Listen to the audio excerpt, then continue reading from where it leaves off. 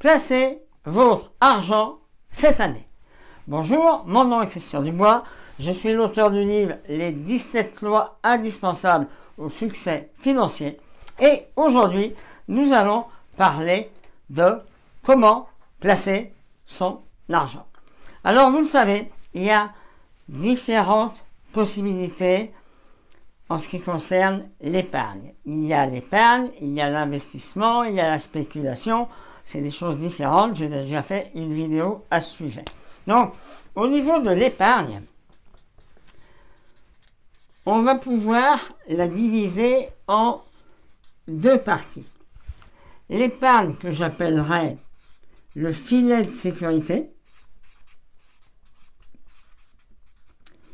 et l'épargne que je vais appeler l'épargne de précaution. Alors, le filet de sécurité, qu'est-ce que c'est? Le filet de sécurité, ça va servir au cas où il y a une tuile qui vous arrive, par exemple. Ok?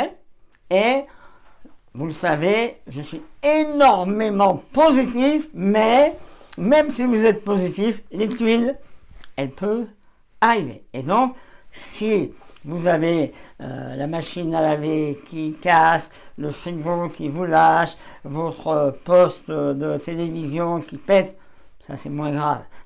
Là, je plaisante. Si vous arrive un problème, il faut que vous ayez la trésorerie disponible pour pas ne tomber dans un piège que beaucoup de gens tombent, c'est le crédit à la consommation. Hein, ça, c'est une catastrophe. Donc, vous devez avoir une épargne sur un livret bancaire. Alors, en France, on a le livret A. Hein, vous pouvez avoir votre épargne là-dessus, sur un LDD, enfin, ce que vous voulez au niveau des livrets bancaires. Même si ça rapporte rien, on le sait, l'objectif, c'est pas que ça vous rapporte, on n'est pas dans un objectif d'investissement, on est dans un objectif d'épargne de sécurité. Donc, qu'est-ce qu'on recherche? On recherche la disponibilité immédiate.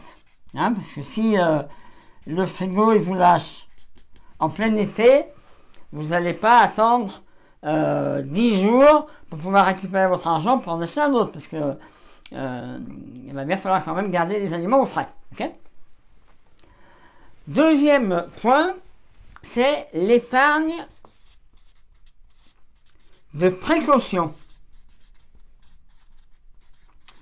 Une fois, et seulement une fois que vous avez rempli cette épargne, ce filet de sécurité, donc là, chacun voit midi à sa porte, comme je dis, mais je pense qu'entre 4 à 6 mois de dépenses obligatoires, mettez ça de côté sur un livret A, c'est une certaine sécurité. Hein, c'est quoi les dépenses obligatoires? C'est votre loyer ou votre crédit maison, c'est votre complémentaire santé, c'est l'EDF, le téléphone, enfin, ce qui est obligatoire à payer. De toute façon, vous n'avez pas le choix, il faut le payer. Okay? 4 à 6 mois. Et l'épargne de précaution, qu'est-ce que c'est? C'est, vous allez gonfler votre épargne pour, par exemple, des projets, changer votre voiture, faire un voyage que vous avez prévu, faire des travaux dans votre maison, enfin tout ce qui est projet, une idée de projet, pas spécialement avec une date déterminée, mais voilà, vous aimeriez bien modifier votre salle de bain, changer votre cuisine, changer de voiture, vous offrir un voyage, enfin peu importe. Et là, on va aller sur de l'assurance vie avec des fonds en euros. Pourquoi avec des fonds en euros? Eh bien, parce que sur les fonds en euros, il y a ce qu'on appelle un effet de cliquet. Ça veut dire que, imaginons que la compagnie d'assurance vous donne 2% sur l'année 2018, eh bien, même si en 2019, les marchés financiers se portent moins bien, eh bien, vous, les 2%, c'est acquis. Et si vous avez besoin de l'argent pour vos projets, voitures, voyages, etc., et qu'à ce moment-là, les marchés financiers ne sont pas bien, si vous êtes sur les fonds en euros, eh bien, il y a la sécurité du fonds en euros. Voilà donc l'intérêt. Le filet de sécurité, une disponibilité immédiate, livret A, LDD et l'épargne de précaution pour vos projets, voitures, voyages, travaux, avec des fonds en euros.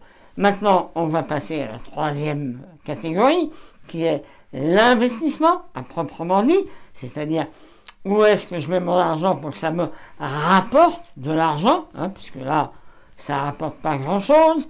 Donc, où est-ce qu'il faut aller? Eh bien, il y a plusieurs domaines. Alors, il y a déjà ce qu'on appelle les SCPI, Société Civile de Placement Immobilier. C'est ce qu'on appelle la pierre papier. Okay. La pierre papier. Donc là, on a un rendement autour de 5% par an. Il y a des CPI qui donnent 4, il y en a qui donnent 6. Donc il faut bien regarder, etc. sur ce genre de produit. Un autre produit, c'est bien sûr le plan d'épargne en action. Okay, où là, on va être sur des titres vifs, qu'on appelle, donc des actions, pour doper un peu la performance. Là, il faut maîtriser un petit peu quand même l'économie en général pour savoir quelle entreprise on va acheter, parce que les actions, qu'est-ce que c'est? Ce sont des parts de société qui vont vous verser des dividendes, c'est-à-dire la société, elle fait des bénéfices et elle va donc vous reverser une partie de ces bénéfices. Ça s'appelle des dividendes, et là on a des rendements beaucoup plus importants que sur des fonds en euros ou sur des livrets. Okay. On a également l'assurance vie, mais avec des UC, des unités de compte. Donc la même chose, vous allez investir sur les marchés financiers à travers des unités de compte. Qu'est-ce que c'est des unités de compte? C'est ni plus ni moins que des FCP, fonds communs de placement, c'est-à-dire des actions, des obligations.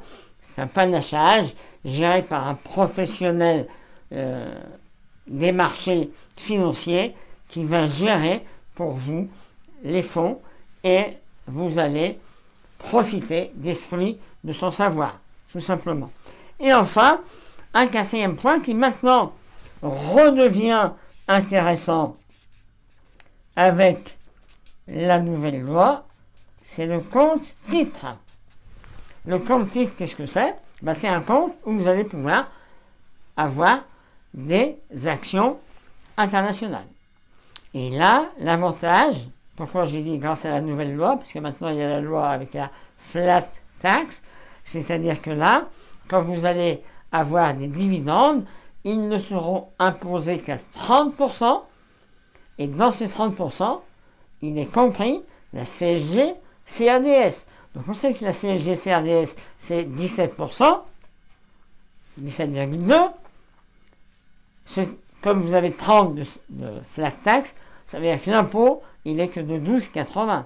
Alors qu'avant, ça rentrait dans l'imposition. La tranche minimum d'imposition, c'est 14, donc déjà, c'est supérieur à 12,80. Mais si vous étiez à un TMI à 30 ou à 41 ou à 45, eh bien, vous aviez 45 plus 17 de CSG-CRDS. Donc, voilà, maintenant que le compte titre est redevenu intéressant. Voilà, je développerai tout ça dans d'autres vidéos. Je vous ai mis un cadeau cliquez sur le lien dans la description, un cadeau vous attend, et n'oubliez pas, cliquez sur j'aime. Ça m'encourage et ça me fait plaisir. À bientôt. Au revoir.